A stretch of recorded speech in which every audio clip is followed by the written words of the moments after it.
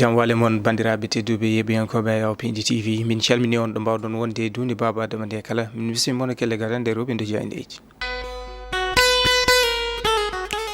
altine nogas e jeetati lewru avril 2025 bisimilla mon kelle gadande roɓe jayndeji puɗɗortoɗen ko jayde guendire leydi Sénégal jayde le soleil ɓe garti koye l'or artisanal bientôt à portée des artisans ɓe garti koye to banggue wonande kanŋe cuuɗari leydi Sénégal to banggue ngaalu leydi ko ɓoyata ko ma tawi toon to ganduɗa ko nokkuji ɗi ganduɗa ko jeeyirɗe ko yete ko kanŋe or ha ɓuuri tengtude toon to tillene yiide jayde le soleil quotidien ɓe garti koye comptoir national ma wat ko yete ko ɓanguino tawi ma tawe toon beele hollite tigui tigui wonande ɗam ndin cuuɗari ganduɗa ko heɓadi ɗo e nder leydi Sénégal kono kadi ɓe garti ha banggue to banggue jokkodiral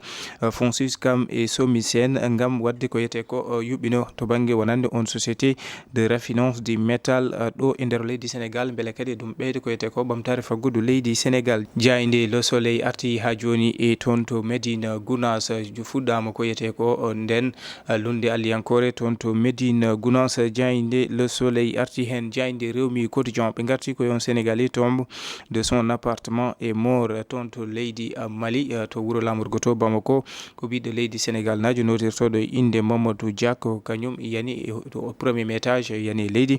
fitade mum heddi koye gun jonggu jayde rewmi quotidien arti hen jayde le témoin ɓe garti koye situation politique nationale Waly Diouf Bodian crasse encore du feu ko yetno e alhaali dawrugol leydi Sénégal saabi kanko Waly Diouf Bodian o waɗi jaltal gongal kanko Waly Diouf Bodian o arti to banggue reddition des comptes holliti ɗum ɗon wona hange to yete ko banggue joftour ala ko lawol tigui woni e wadde ko yete ko darde mum kono ɓe arti e ko yetno to banggue wonande ɓen ɓe ganduɗa ko kañumen tigui gonnoɓe yaadunoɓe e lande mo ganduɗa ko alliance pour la république gollotonoɓe Macky Sall o arti hayni to banggue réforme OFNAC mo holliti tigui tigui o wonande foti ko waylede walla jokkodiri toon to pôle judiciaire financé jayde témoin arti hen jayde le Dakarois ɓe garti koye caɗele to banggue sécurité alimentaire survie humaine ni e bétail en péril ɓe garti ko toon to Guinguinéo caɗele taweɗe toon to banggue ñam dañde kene ñaame ha e Harounduru ko nonne kadi to banggue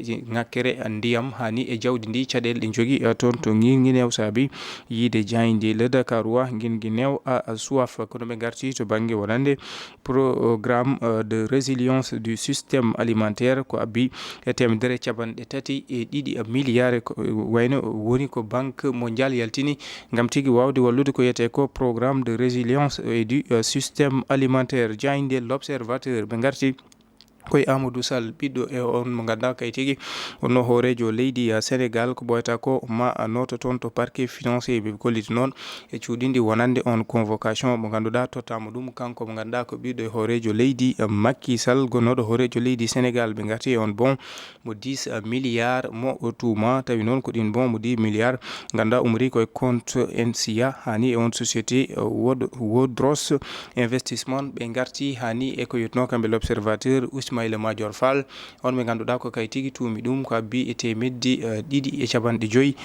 million ko rewno hakkude mabɓe ha saabi convocation kanko Ismaïla Madior Fall gonnoɗo jagorɗo kalfinaɗo ñawoje leydi Sénégal jayde Walf Quotidien ɓe garti koye nouveau patron de AFP ɓe garti koye Mbaye Dione ko kañum woni kolaɗo kuuɓal on lande mo Moustapha Niass kanko Mbaye Dione o lumtimo Moustapha Niass e lande AFP kono ɓe garti e ko yetnono ɓen ɓe ganduɗa ko kay tigui goni coalition Diomaye président ɗen jaggue ko kañumen tigui ndentunoɓe garti e caɗele faggudu leydi ndi hani e ko yetno to banggue darde dawrugol hande oɗo saaha leydi Sénégal e ɓen ɓe ganduɗa ko kay tigui goni lundiyankoɓe hande ɓe saabi Aïda Mbodj waɗi jaltal yande e ɓen ɓe ganduɗa ko opposant ɗo e nder leydi Sénégal jayde les échos ɓe garti ko yetno to banggue wonande ɓen ɓe ganduɗa ko kañumen tigui woni ɓe tuuma ko yetno noon to banggue on fond Covid 19 ene jeeya hen dey Sali Diop Dian moɓe kolliti wonande ko abbi e temedere capanɗe joyyi million e koppereje men franc CFA ne wayno noon ko capanɗe joyyi e ɗiɗi million woni ko dage makko woni ko addandi dalilaji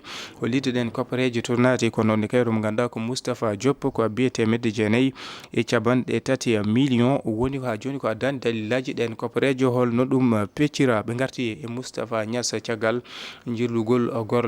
golle on parti mbo AFP ha watta e juuɗe o mo ganduɗa ko Mbaye Dione ko laɗo kuuɓal Moustapha Niass o heeɓi artude e jokkodiral makko e ben ɓe ganda ko horeɓe leyɗele guila Senghor ha e Macky Sall, Abdou Diouf kam e Abdoulaye Wade. Jayde enquête quotidien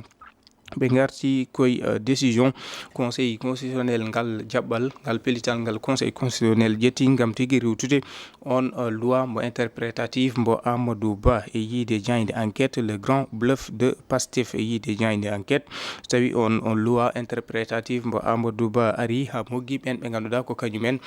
tigui e juppuno ƴiƴe ha e ko way noon beele ɓen holkono to tigui darde ɓen ɓe ganduɗa ko kañumen goni jeegomo duppunoɓe on bis mo yara. Jayde enquête quotidien arti hen jayde Sud Quotidien ɓe garti koye ɓen ɓe ganduɗa ko kay tigui conférence des leaders de la coalition Diomaye président caggal nde mbaɗi moɓodiral ɓe garti noon e ko witno noon to banggue ɓe ɓe ganduɗa ko kay tigui goni opposant ɗo e nder leydi Sénégal lundiɓe ɓe ko noonne kadi on OFNAC révision des comptes ɗum ɗo kala ɓe garti hen e yiide Aïda Mbodj o arti ɓen ɓe ganduɗa ko kañumen tigui goni hande kañumen woni e dingiral dawrugol ko noonne kadi Waly Diouf Bodian o arti e Serigne Bassirou Gueye gardiɗo OFNAC hani holliti wonande réforme uji wayloji ɗi ganduɗa ko poddi waɗede toon to OFNAC. En ƴeewoytu jayde Le Quotidien ɓe garti ko retraite de la scène politique Niass la fin d'une histoire kanko Moustapha Niass ne wayno ko kanko tigui jotti tawi ko poftugol ko yetno noon e dawrugol caggal nde o tottiti kan lando mo ganduɗa ko Mbaye Dione gonɗo kuulaɗo kuuɓal AFP kanko Moustapha Niass o fawti ɗum e juuɗe Mbaye Dione kono ɓe garti kamɓe Le Quotidien e yiide kanko Moustapha Niass on ngal teddugal ngal rutti Macky Sall e yiidemo wonande Macky Sall reste mon neveu mon ami et mon confident e yiide Moustapha Niass Macky Sall ha joni neɗɗo mo wawa yejjidde ko sehil makko baɗi ko hani e neɗɗo mo ganduɗa ko cirlodiɗo makko. Jayde Le Quotidien arti hen bandiraɓe tedduɓe yeɓiyankoɓe a yaw Pindi TV ɗum woni komin dobinnomo ne kelle gadende roɓe no jayde je subaka hande o adi men ko talatu janggo so hawre welede Allah.